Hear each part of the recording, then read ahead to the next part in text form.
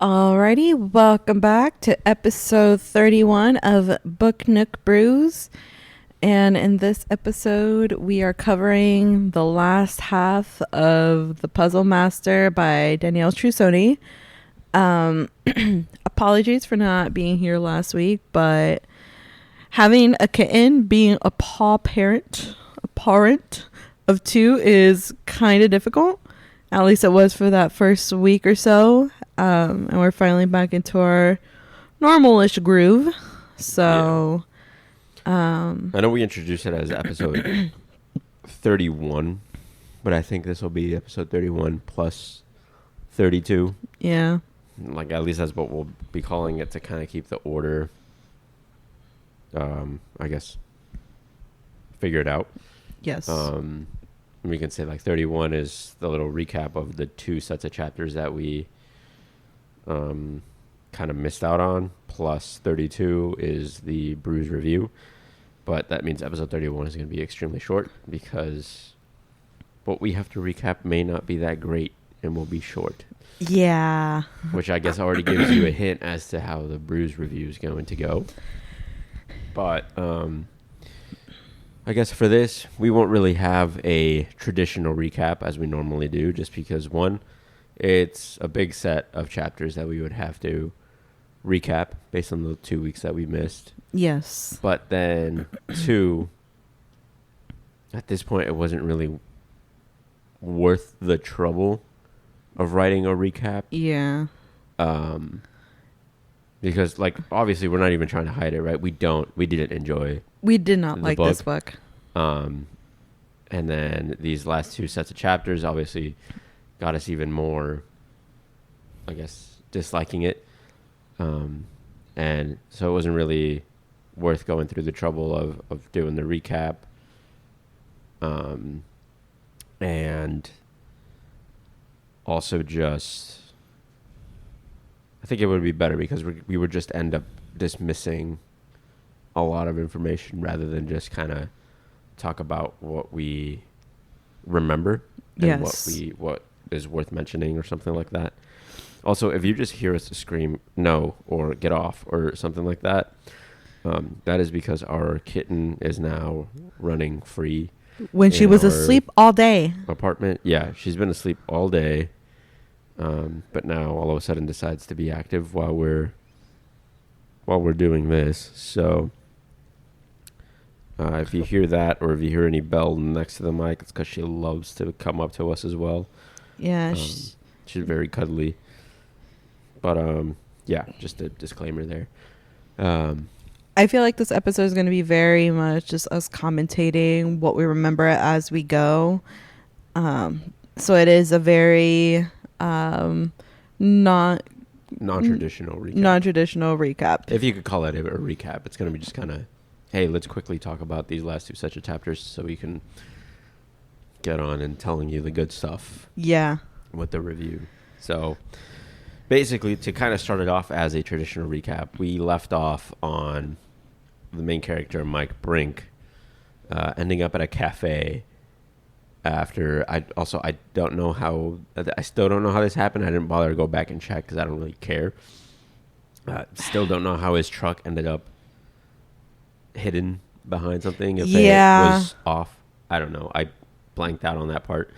But he hid his truck. He rolled down a hill all the way to the main street and then managed to get off of that street and hide his truck behind a building.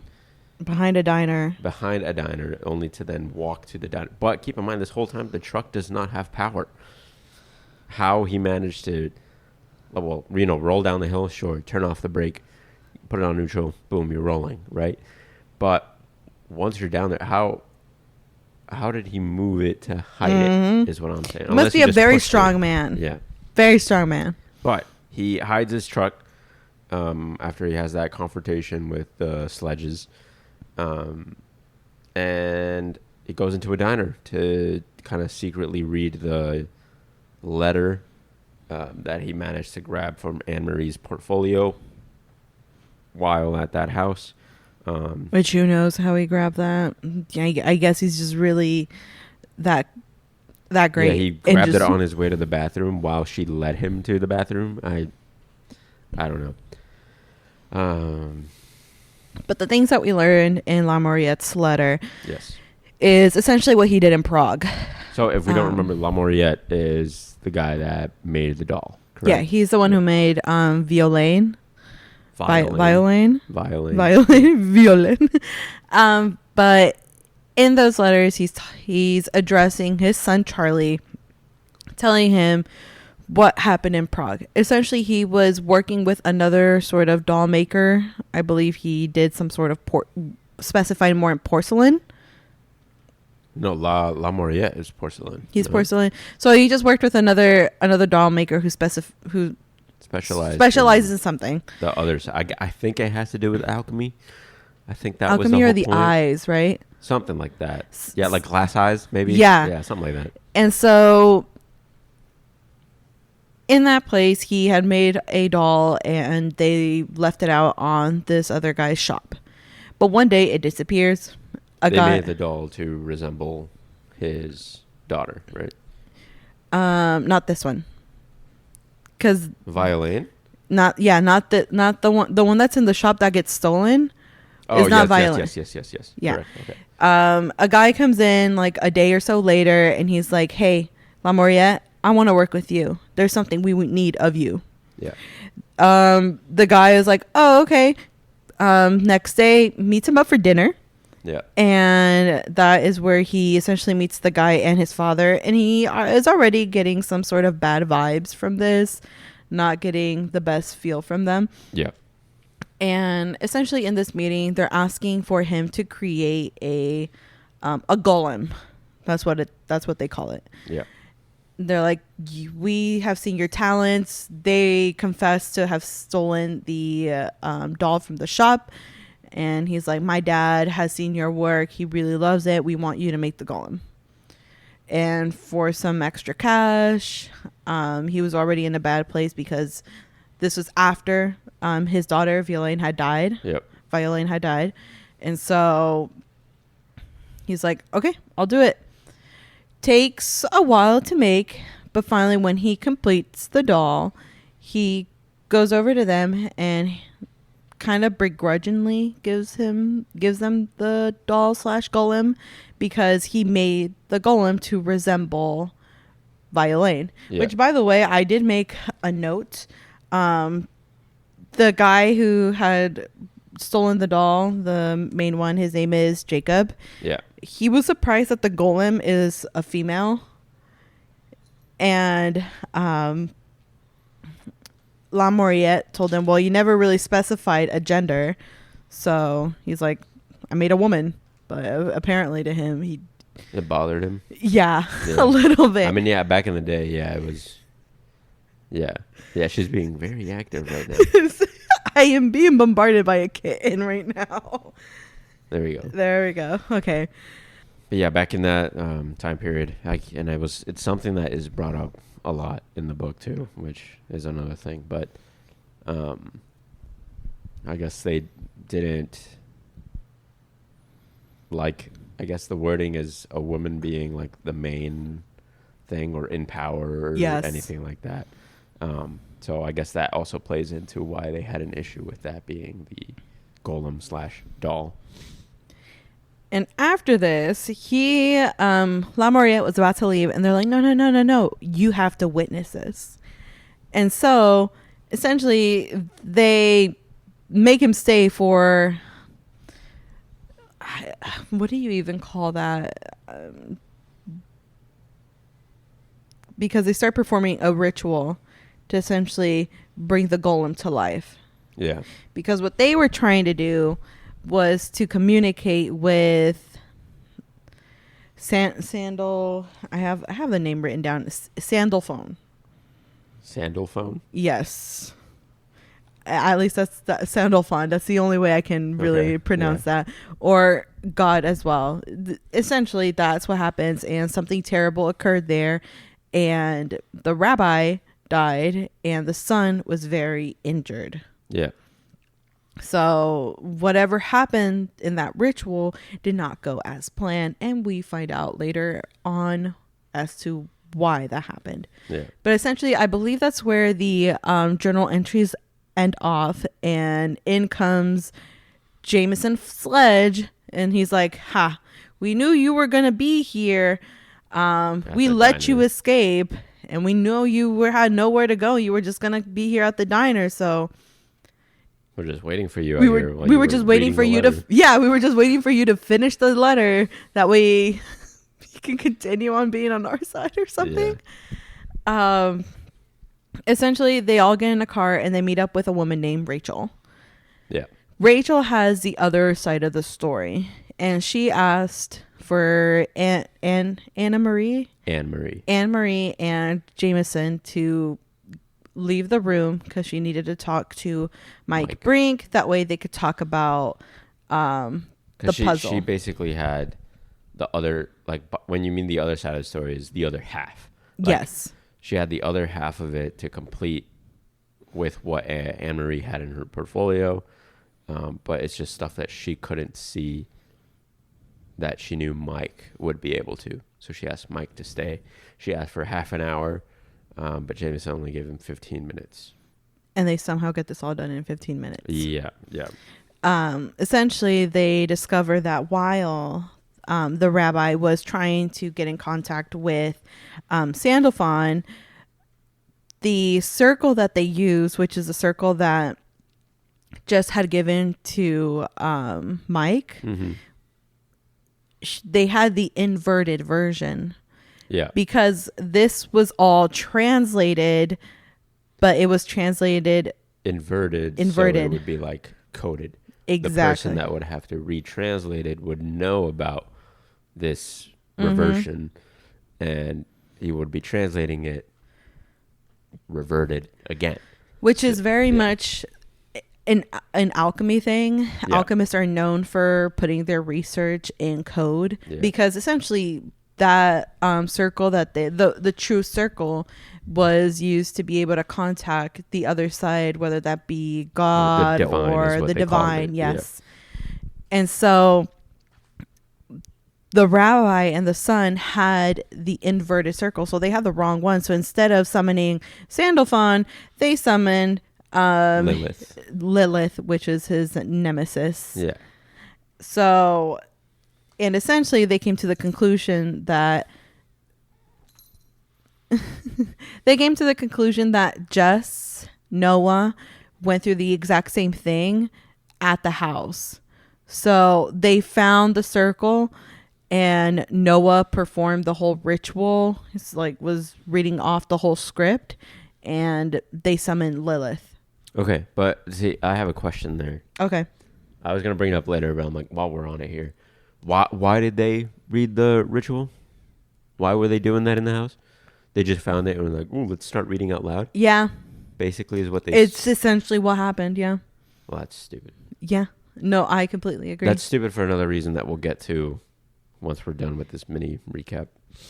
And so, they have come to the conclusion that's exactly what happened with Joah and Jess and Noah. Yeah. And that's why Noah has the same markings as Frankie. Yeah, because they're assuming that he had also performed the ritual. Yeah. Hence why his body is so torn up, and why Jess now has these markings on her body. Yeah. And so the only thing they can assume is that the demon Lilith is inside Jess. Yeah. So, if I remember correctly, Rachel and Mike escape. They go to the prison. Mike tells Rachel about Jess's situation, and she, I don't know where, goes, "Oh, if what you're telling me is true, and I choose to believe you 100%, Rachel is in big trouble." Yes. And that's how the chapter ended. I was like, oh no. And obviously, and the next one, she's like, "We got to go help her." Right. Even though she's basically working for Jameson, she all of a sudden decides, "Hey, I like Mike. We're going to help Mike, actually." Mm-hmm. And in those 15 minutes that they had, they solved the puzzle. He described what Jess was going through. They discover what Jess is going through and decide to escape and manage to escape in 15 minutes. Yes. And so they escaped through a window, if I'm not Yes, mistaken. but and I believe they also get caught on the way by Cam Putney. Yes, but they escaped through a window, which Yes. is the second time in this book an escape happens through a window. Yes. One of them being a window in a bathroom, which is one is already weird in itself. Because of their Two, the way that was described as well, all like triggered me as well, because it like he was escaping through the window, but midway through the window he stopped and like thought about whether he should or not or whatever, and then finishes off. Bruh. Yeah, and I'm like, nobody's gonna think about that halfway through a window. But anyway, I just thought it was funny. That's the second escape we have, and it's the second time they escaped through a window. But yes, they drive off. She's weaving through traffic, whatever. He puts the suitcase, which has the doll and the what do they call it? The manuscript. Yes, the whatever manuscript, the letter, the right? thing that Yeah. has the rituals, essentially. So they have that in the suitcase, and Mike puts the suitcase in the seat that is behind the driver's seat. All of a sudden, they think they escaped, and Cam Putney comes out with a gun pointed at Jess's face and winks at Mike. And then we get Mike's point of view saying, how did I miss him sitting back there when I put the suitcase back there? And that is exactly my question. How does that happen? How did you miss a person laying... A whole ass man. Yeah. Yeah. And then, so what happens is they get out, or they have to pull over. He takes the suitcase and runs. Oh, and Yeah. in turn for him to get Connie back because he gets his dog back. Oh, see, I Yeah. missed that completely. Yeah, this is the point where I'm like, why would they steal his dog? And you're like, oh, to use as collateral of some sort. This is the point where they use it as collateral. And I completely missed that because of how much just bullshit was going around through my head. Yeah. Like, so many things going on. I completely forgot he had a dog. I'm not going to lie to you. Like, I was reading through these chapters. I actually finished this, like, today to be able to, like, have it fresh. Nowhere in these chapters that I read almost both sets today. Nowhere did I remember he had a dog. And so this is news to me that actually happened, but I guess I can say I told you so. But, No, nothing but it's like you said, that dog in the story was pointless. Mm-hmm.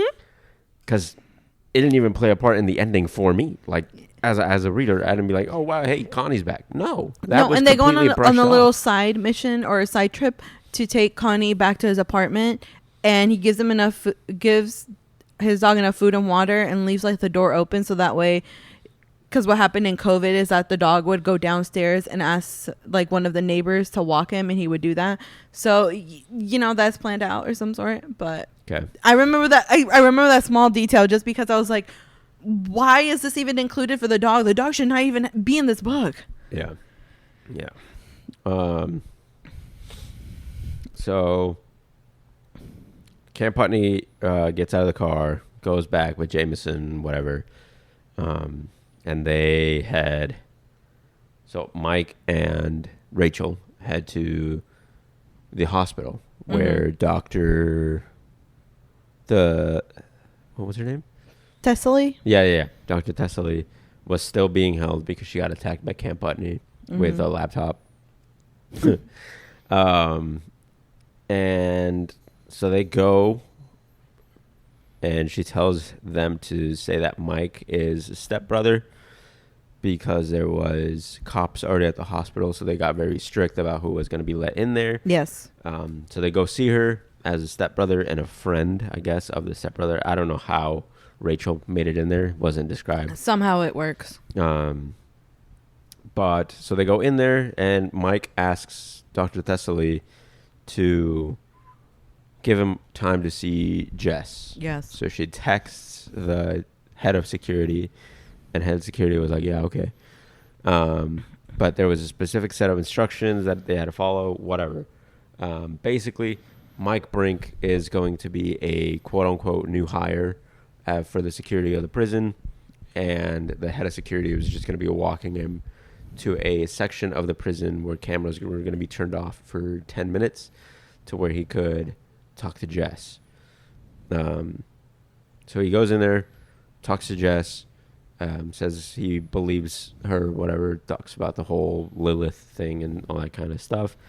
And she's like, I knew you would figure it out. There's still something more we have to do, something like that. Yeah. I don't know.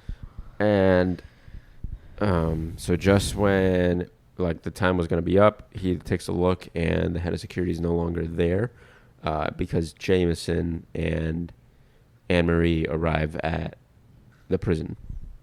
Or no, I think it's just Jameson actually. Anne-Marie was headed to the prison because of what was going to happen, but yeah, it's just Jameson shows up and Camp Putney show up at the roof of the prison. So while that's happening, Mike and Jess escape. Third escape, by the way, in the book. Third escape. Mm-hmm. And they climb to the roof. And I guess this is a separate roof because at this point they didn't see each other or whatever. And Jess almost kills herself because she thinks it's an easier escape. Yeah. Than to actually escape. So she's about to jump, but obviously Mike grabs her with two hands, anticipating that was going to happen because she was getting closer and closer to the ledge. But whatever, that happens. While that's going on, I guess I missed the part where they went to the same part of the roof that Jameson. Which, by the way, trigger warning for suicidal things. We should have said it even earlier, but this is for what's going to happen. Yeah, because it's not for what I just said. You would think that would be it, but there is more. So yes, trigger warning for that stuff. So they end up in the same part of the roof. Completely missed that. Mike Brink is hiding, but Jameson saw Jess and started talking to her or whatever. Mike Brink is hiding so he doesn't get seen or whatever. Jameson confirms with Jess that the circle that he has completed is in fact the same circle that she saw at the sledge house. Mm-hmm. She says yes, it is basically 100% correct. That is the circle. And so Jameson's like, cool, we're going to use this then. And so basically, Jameson's plan is to be immortal. Yes. But not in the thought that I had, where he was just going to be this forever alive person. No, he's going to be immortal through computer, through AI.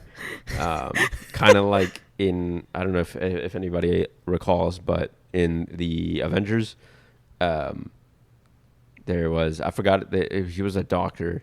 He worked with Red Skull, who was the Captain America villain, but later on, he uploaded his brain into a computer, and he was working through just software. Essentially, what he's trying to do, he is going to be AI forever, and that was his plan of immortality. Mm-hmm. But he needed the God puzzle to be able to upload his knowledge and himself into a network. And how was he going to upload himself into the network? That was the final step. He had everything. He had the God puzzle completed. Last step was to put himself into the network. How does that happen? You got to die. Anne-Marie did not know that he was actually going to take this seriously and go all the way to that point. And when she learned that he was going to 100% commit to this, she wanted to put a stop to him. So she told Camp Putney to go against Jameson because Jameson's plan was to tell Camp Putney to shoot him. And so Anne-Marie told Cam to turn on Jameson at that point. And she managed to convince him, and that's what he was going to do. So at this point, once he confirmed that puzzle that he needed was correct, he uploaded it, whatever. and looked at Cam and said, "All right, now shoot me."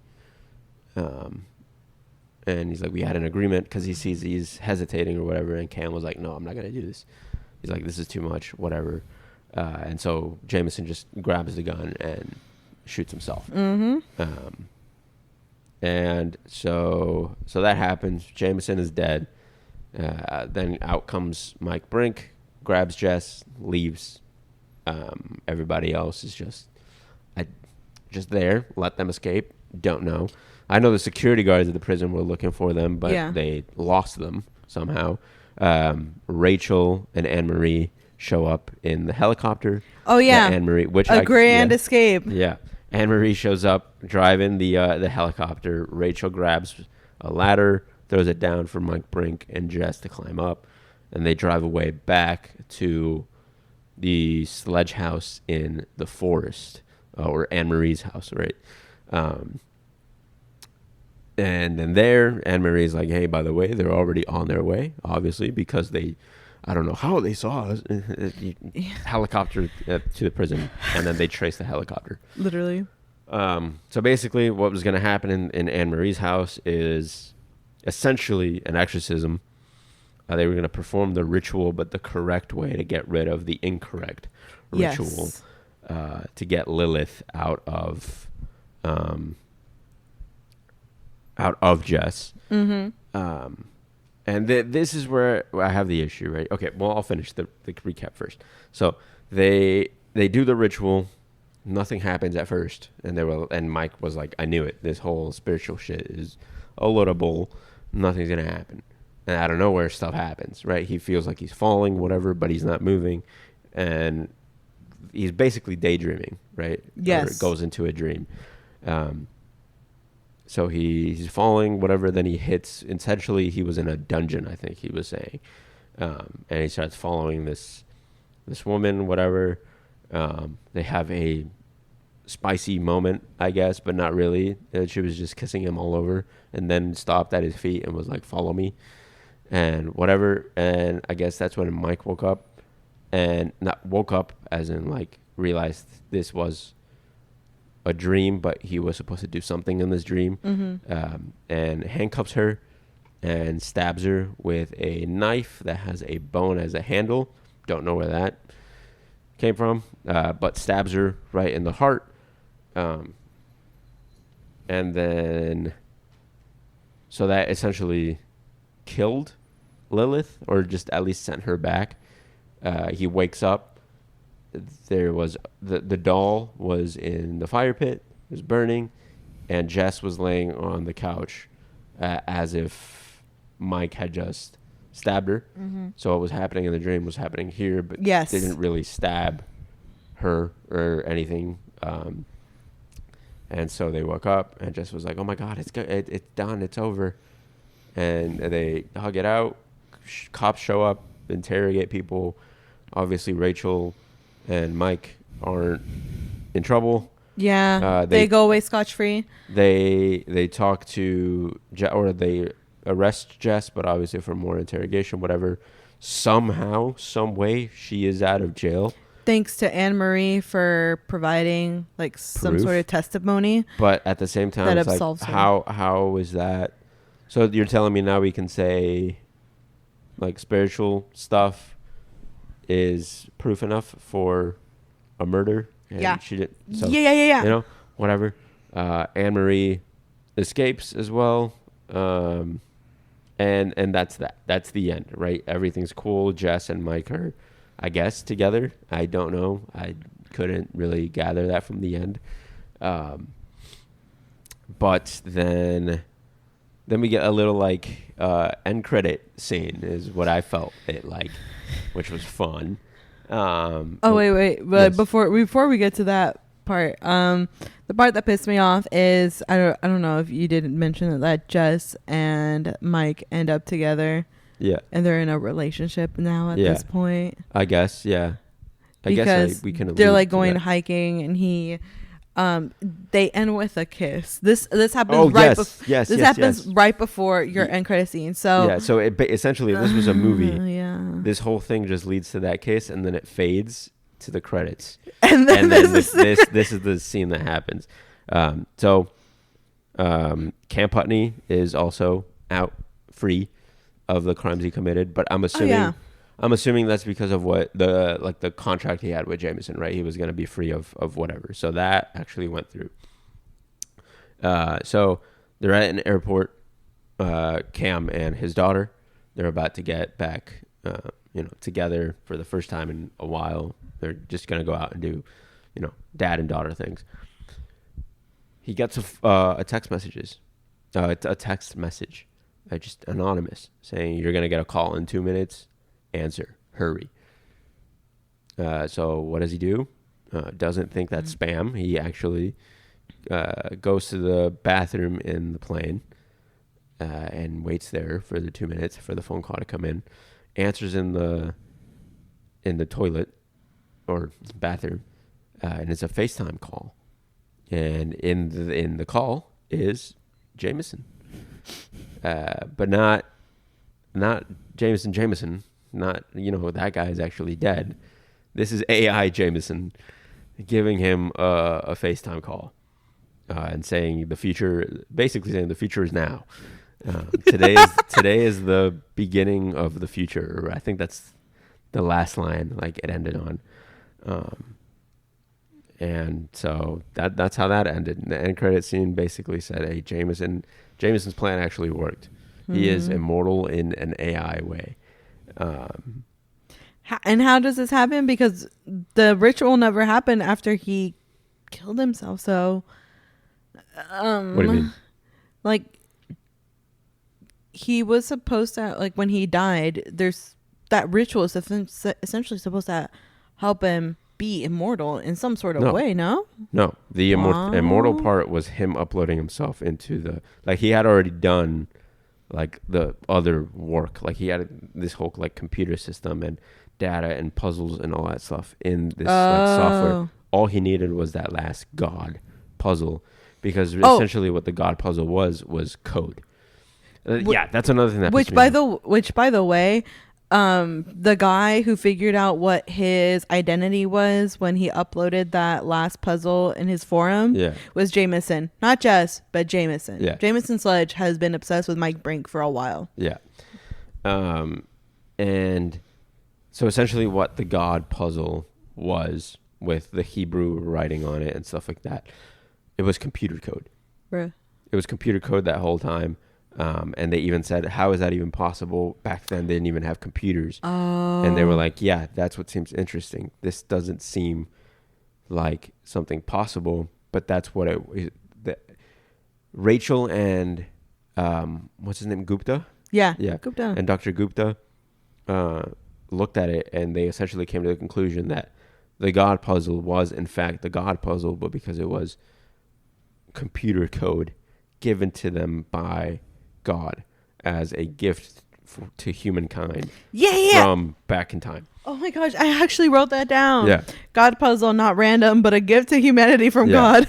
And the gift was computer code for computers they did not yet have. So God gave them this. So essentially, right, it's like as if I gave you the recipe for food, for like a meal, but I didn't give you the ingredients or the stove or anything. It's like, here, this is how you make that, by the way. It's like, but we don't have it. You'll figure it out when you need to. Essentially, that's what they said God did, right? And it's like, here's this computer code. What's a computer? You'll figure it out. And so Mike and Rachel and Gupta figured it out.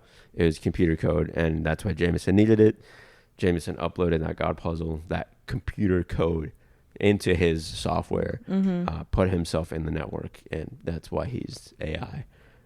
And AI gave a FaceTime call to Cam and saying, hey, there's a book too, essentially, is what he told him. But, yeah. So a little essential recap of the whole book. Yeah. Mike Brink was going to be a football star, gets hit in the head, and now he's a puzzle master. Jess was a housekeeper, performed a ritual without knowing by reading a piece of paper out loud with her boyfriend. Boyfriend dies. She gets convicted of murder. Yeah. She is now essentially possessed. Lilith, the demon that is possessing her, A sexual demon who... A sexual demon, sexual demon who apparently was Eve before there was an Eve to Adam. Oh, yeah, but she wanted more. Sure, she wanted to be like equal, and so... Yeah, she wanted... the line that fucking got me was, it was Adam and Lilith before Adam and Eve, but Adam complained to God, or in this case they call him the creator, but obviously it's God, right? Adam went to go complain to God because it was his complaint was she doesn't want to lay on her back during sex because she wants me to submit. And so God was like, yeah, that's too much. We'll exile her. And here's Eve. So Lilith was exiled because she wanted to be the one to what do you call that?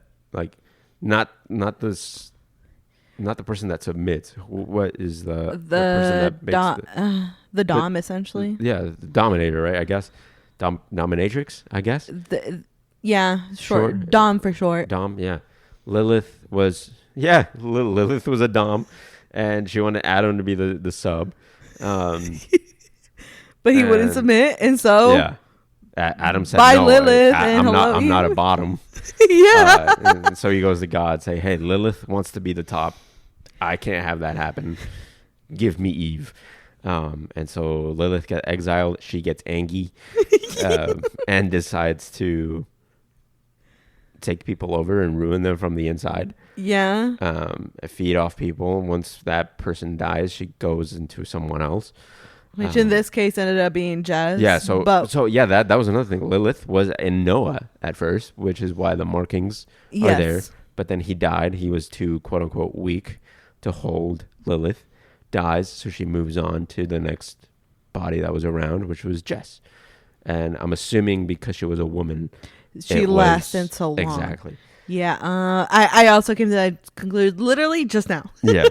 And so yeah, Lilith was that's what happened.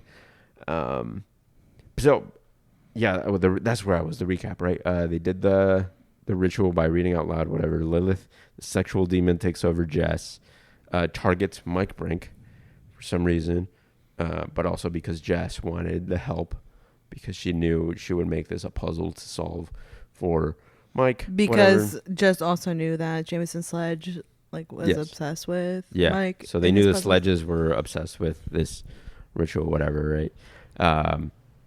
Jameson trying to become immortal. At first we think just by becoming an immortal human. Nope. His whole plan was AI, computer code immortal. We go through this whole spiritual journey just to learn that the God puzzle is computer code. Jameson kills himself, uploads himself to AI. Everybody walks away freely, even though there's jail a bunch time, a bunch of murder and stuff going on. And then Jameson's coming back as an AI villain in book 2. So, the puzzle master. Not really a puzzle. The coding master.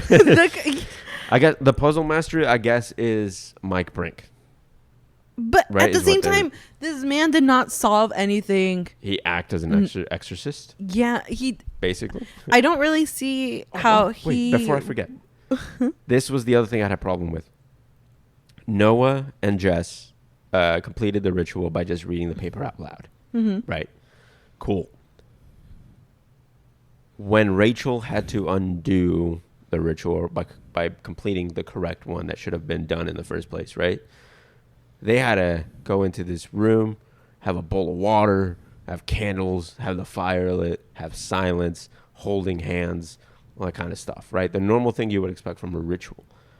How did the one that Noah and Jess get completed if all they were doing was reading the paper? You know, it's just That's like another that. thing that blew my mind. But No, they're just both different. yeah. Another thing I did want to mention before I forget, because I found this hilarious. When Mike was learning about Rachel,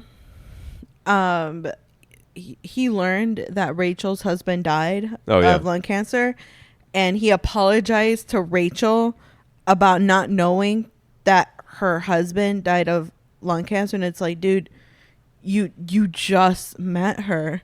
Well, she told him that. Yeah, no, and that's what I find hilarious is that Rachel was like, yeah, you wouldn't have known. And it's like, yeah, exactly. You literally just met her 30 minutes ago. Like, dude. Yeah. You guys just met. What do you mean? You apologize for not knowing. It's like at that moment, Rachel felt like she was outside of the book reading with us. And like, there was no way you would have known, bro. Like, yeah, no, seriously. Like, her same reaction is what I was like, well, why would you have known regardless? Yeah.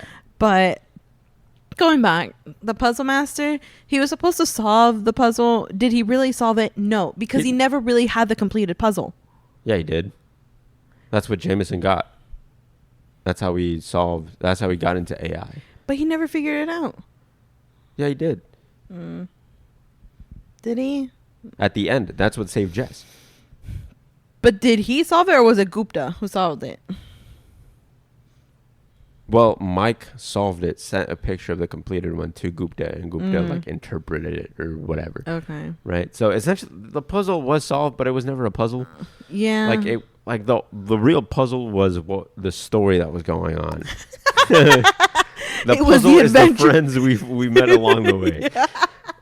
Like at some points I was like, is the puzzle in the room with us? Because like, where is it? No, seriously. And this is like the biggest struggle I had with this book was that there was too much going on. And the only thing I was actually interested in was the La Moriette letters. That was the only thing that kept me intrigued. Once we got back to the quote unquote the real stuff, I was like, oh, I forgot we're in the middle of like escaping for like the second or third time through a window, by the way. Yeah. Oh my God. It was a very, very tough read. I think I told you this would have been a DNF had it not been for this book club. Yes. And I wish at the same time, I'm glad we finished it. Because it was a hate hilarious. It's a hilarious recap because I wanted to do that mini recap at the end because I'm like, all right, a book named The Puzzle Master. All of this happened. And it ended up being a God code, a God-given code. Yeah. So it's I'm not going to lie. Like maybe the first set of chapters, right? It intrigued me. Mm-hmm. It was a very good beginning. But you called it out. Very good setup. You called it out from the beginning. Yeah. Was that this? You're like, oh, this is going to be some sort of religious thing. Yep. And it did have that. Yep. It was going to be a religious thing. Jess had someone inside her. Yeah. The dog was going to be used as collateral. This was and this is something I'll bring up in the review. Is very predictable. Yes. And very I'm sorry to say cringy in some of the ways that it was predictable. Yes, and like some of the writing bits of it as well. Like I wrote something because it stood out so much, but one of the characters said the cat's pajamas. Yeah. I was like, I don't even want to know what that means. I skipped over it. Like, I was like, yeah, whatever, man. Sure, go ahead. Valid. I'll keep reading that sentence. When I saw the cat's pajamas, I was like, okay. Yeah. And I was like, what the hell? Yeah. By the way, I don't know. I highlighted it in my Kindle because I don't remember if we said it for this book or if we said it for another one. They talked about Icarus in this one. Yeah, for like 2 seconds. Rachel, here, I have it highlighted, but Rachel was like, but also Icarus, who flew so close to the sun, his wings burned and he fell to the ground. And Prometheus, who was punished for stealing fire from the gods. The rabbi Josephus, too, came too close to Hashem and died. Which also, that is incorrect. His wings did not burn. the wax on them melted. Yeah, you tell him. Yeah. No one's going to mess with one of my favorite Greek stories, but his wings did not burn. All right. The wax that was keeping them together melted, and they just fell apart. And another thing I highlighted, I think, was just telling Mike this. She's like, I can stand almost anything as long as you believe me. Bruh. What in the 50 Shades of Grey, bro? And then I highlighted something else. He responded instinctively, pulling her close, feeling her body against his. For a moment, he imagined they were together in their private world, that ultra-vivid dimension where anything could happen. The kiss was a test, and it revealed the truth. Gone was the terrible desire that had nearly driven him mad. In its place was tenderness and vulnerability, a deep need to understand her, an entirely new kind of connection. He lived through something incredible with this woman, and he didn't want to lose her. It felt good to hold her, solid, and with that solidity came a realization. Jess wasn't anything like the woman he met in his dreams. Yeah, she was better. Yeah, and those are like my highlights from this book. It's like, hey, ChatGPT, write me an ending to the book. It's like, I am so sorry. Like, we came into this not wanting to talk so like really bad things about this book. It had some good moments. It's just, and we'll get to that in the review, it's just, for me, when I finished this, I finished it as a hate read. Like, yeah, I was mad the entire way reading it through, but I needed to see it through. Yeah. At the end, just so I can be like, this to me. So you have a genuine opinion. Yes. Of it, not just I didn't even give it a try. Exactly. Yeah. And so, like, after this book, I was like, I need a palate cleanser, and I started another book, and I finished that within a day. You saw me while I was reading it too. I kept putting it down, and I'm like, do I have to finish? I know. I saw you put it down. You would put your phone, and then you would put it away. Like, I need breaks, dude. Okay.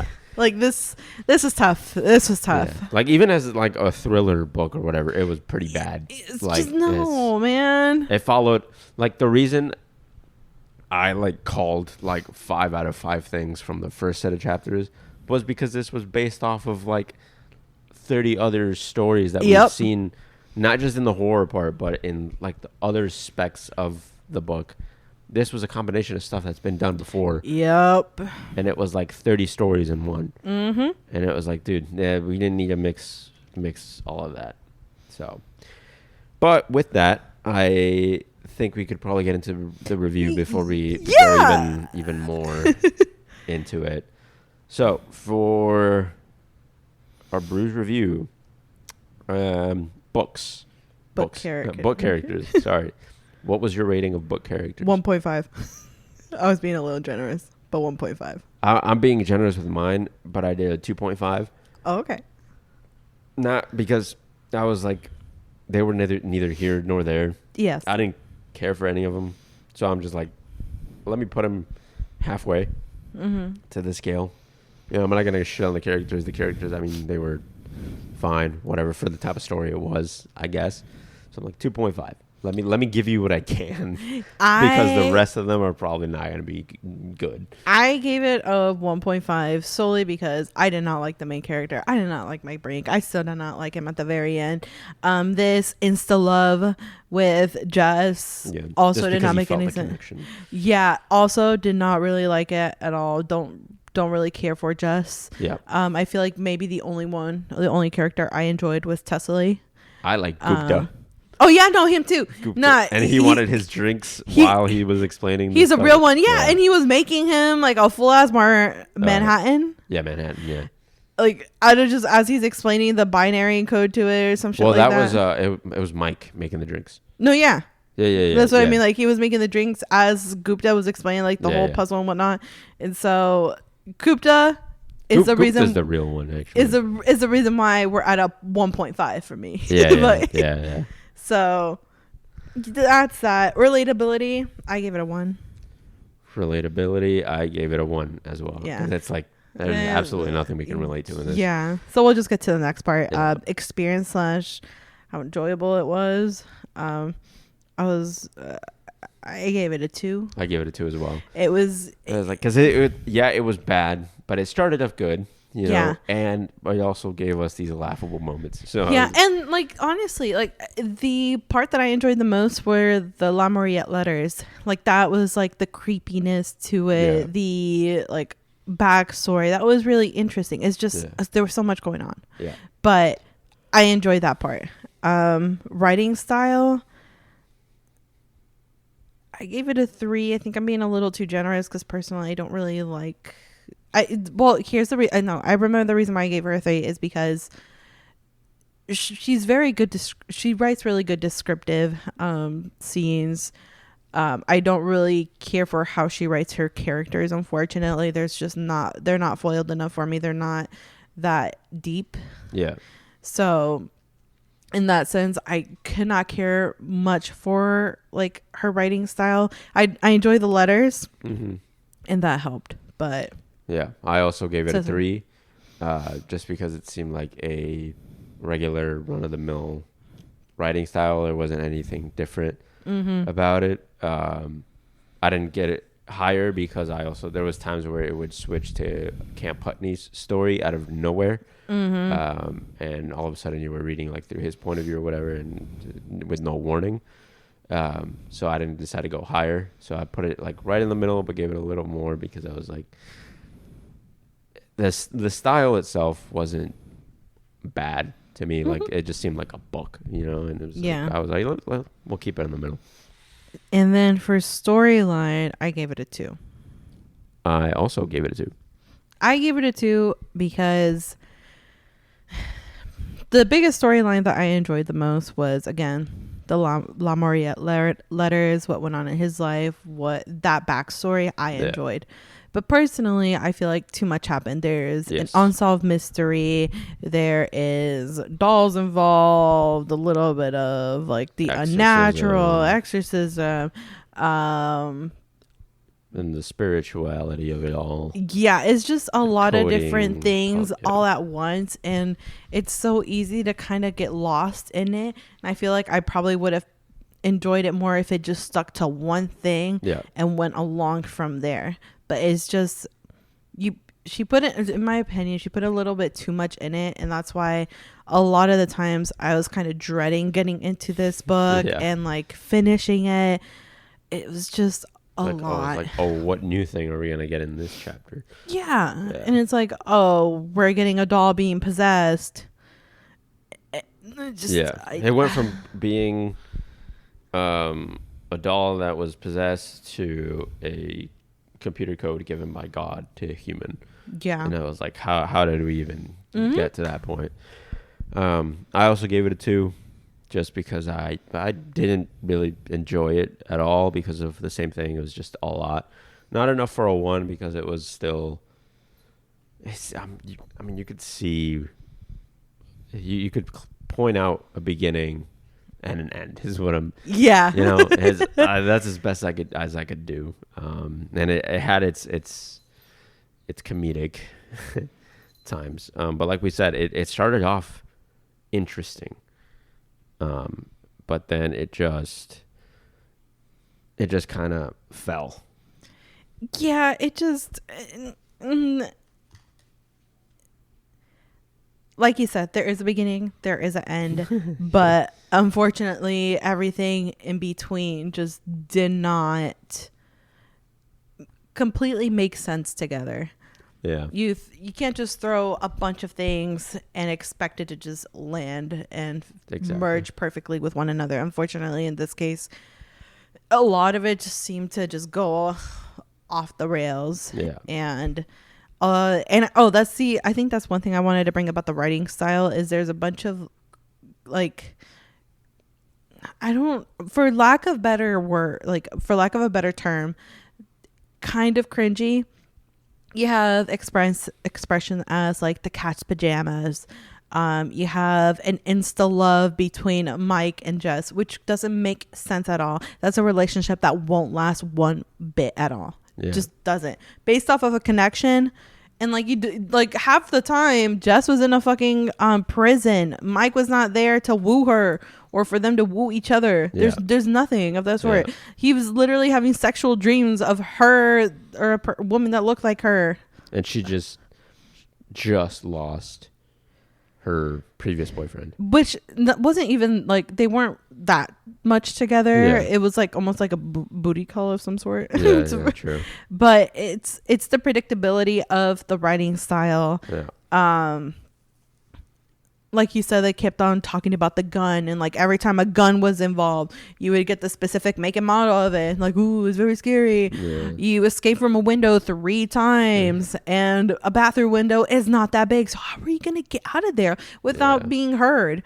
We let you escape to the diner. We waited for you to finish with the letters, and now here we are. Like, it's a bunch of these little things that just come to the sense as to why my rating ended up being a 1.9 overall. 1.9 overall. Mine ended up being 2.1. Geez, very close. Which I guess to kind of remind everyone from our first kind of unenjoyable book was our very first one that we read. Yes. Sanctuary of the Shadow. To remind the scores, you had scored that a 2 out of 5, and I was a 1.6. Yes. And now this for me is a 2.1, and yours is a 1.9. So technically, for you, it was a little worse than that book. Yes. And for me, this one was a little better than that book, which I agree. If I were to put them in an order, Sanctuary of the Shadow is still at the very bottom, but this is right above it. But I mean, yours is a 1.9 and a 2. That could actually just be interchangeable. Yeah, I guess. But it is now at that point of the list where it's not rereadable. I'll still recommend it to form your own opinion of it, but I'm not going to recommend it saying, hey, this is going to be your favorite book in the world. You know? Yeah. Like if someone were to ask me, hey, what were your thoughts on it? I would be very honest and be like, almost a DNF. Yeah, I'd be like, honestly, this is almost a DNF for me. But maybe for someone, like that whole plot and the different storylines may be of interest to them. But for me, it's just personally, it's just a pass. Yeah. I was really excited about the puzzle aspect of this, and unfortunately it just didn't quite hit the way I was really hoping it would. A lot of it kind of got lost in other little storylines, and so. But hey, the cover's cool. Yeah, the cover's really cool. I mean, that's what got you to buy it. Yeah. Maybe I should do a little bit more digging when I do that, but I have like half of my TBR just based off covers, and sometimes they're hits, you know. Yeah. After I finished this book, I ended up reading The Measure by Nikki Ucker. This is for a book club for my job that I'm reading, but finished that in a day, and then after that, I started. I started one of Abby Jimenez's book, literally like the next day, and finished that also in essentially a day. Yeah, I needed to get something in my system that was like, okay, I really enjoy this. Which The Measure I've never read before, but it's such an amazing book. Highly recommend. So The Puzzle Master, 1.9, 2.1. Glad we're moving on, to say the least. Yeah. It was a very tough read. Yeah, very close to a DNF had it not been because of this. Yeah, because of the commitment to the podcast. But otherwise, I would have stopped after the first 2 sets of chapters, to be honest. Yeah. Cool. So that is The Puzzle Master done. So now for the month of October. Yeah. Now thinking back, we probably should have done like a thriller or something like that for the Halloween aspect, but at the same time, probably wouldn't have enjoyed that. So this is a book that we've had on the shelf for a bit. I got it at a local bookshop from when you did one of your hauls. Yes. I saw it on there. I read the blurb. I believe it was the blurb that got me interested. But But it looks like it's going to be a very cute, endearing story about an old man. And I'll read the blurb, in the next episode and whatnot. But it's called The Secret Life of Albert. I can't read that. Sorry, it's in cursive. The Secret Life of Albert Entwistle. Entwistle by Matt Cain. Yes. The cover is really cute as well, and it kind of pulled me to it, and I was all right. This looks interesting, and I read that, and it just looks like a nice read. It's gotta be a cozy read. There you go. It might be like a little comfort book as well, or something like that. So we'll see. We'll read the blurb on the next episode, but we're going to be reading the first set of chapters, which is 1 through 10. 1 through 10. It's about 93 pages. That's actually 92 or close to 93 on the dot. Nice. But yes. Yeah. So that is the book of October, The Secret Life of Albert Entwistle by Matt Cain. Hopefully this one turns out to be better than I am expecting, and then a good palate cleanser for the podcast in general. Yeah, I'm pretty stoked for that. And I think we recently went to Target and saw that he has like another. Yeah, he's got a series, I think, but it's like individual, like not. I call it a series, but kind of like Abby Jimenez, who like has series, but they're standalones that can be read. Kind of similar like that. I think maybe I don't know. I didn't look into it, but they look very similar. So it could possibly be that way. But yeah, just thought it was a good idea to just get a book that is in the bookshelf done, but also one that I've been wanting to read, but just don't really have time to read a separate book apart from the podcast. Yeah. Probably could find time, but at the same time, I'm still new to the whole reading consistently thing. And yeah, with sports around and stuff, I'd rather be doing that. So I think it's about time that I get one off of that reading list done. I think there's still a couple of other ones in there that we'll probably throw in there just to say I actually read books that I bought. Yeah. So that is the October book, Secret Life of Albert Entwistle by Matt Cain. That is the end of the Puzzle Master, finally. Yes. We can put that on the shelf and forget about it, just like Sanctuary of the Shadow. Yes, exactly. Just only bring it up when we read another bad one and compare the scores. And I will be changing the name of the upcoming book on Instagram ASAP because I want to get into this palate cleanser for the podcast immediately. Yep. Which, speaking of social media, please follow us on Instagram, which is at the Book Nook Brews everywhere else. We do have a link tree on there if you are curious as to other social media platforms that we're on, but for the most part it is just Instagram at this point.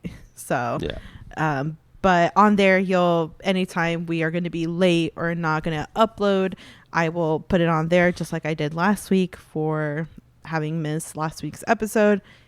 There is a little post on there. So if you do want to keep up with us, that is one way. If not, it's okay. So just to kind of quickly remind everybody, this is going to be called episode 31 plus 32. That way we can start fresh with episode 33 for the new book and keep those, even sets of episodes that we've been doing going. Again, we apologize for missing the last couple of weeks. Just had occupied time because of the new member of the family, the little fur ball. And then I also went through a little injury with my foot as well, so I kind of had to have some time to deal with that. A lot of things kind of just happen all at once. Yeah. So, but we got it figured out. I think now we're all good. So should be back to the consistent weekly uploads. At least for the month of October. And then as we get to November and December, we may change things up just because we are getting into a trip that we have upcoming, holidays. and then we have the holidays. But as we get closer to that and we have it fully planned out, we'll mention it. Yeah. But October will be present forever. Yeah. November and December, we will put an asterisk on our upload schedule. Yeah. I think the one that's going to be more affected is probably December. Yes. But just, November has that Thanksgiving week and all that kind of stuff. And we have family coming over and stuff like that. So that'll probably have to get adjusted as well. But we'll get you to that whenever we get to that. And for now, I guess we'll see you next week. Bye-bye. See ya.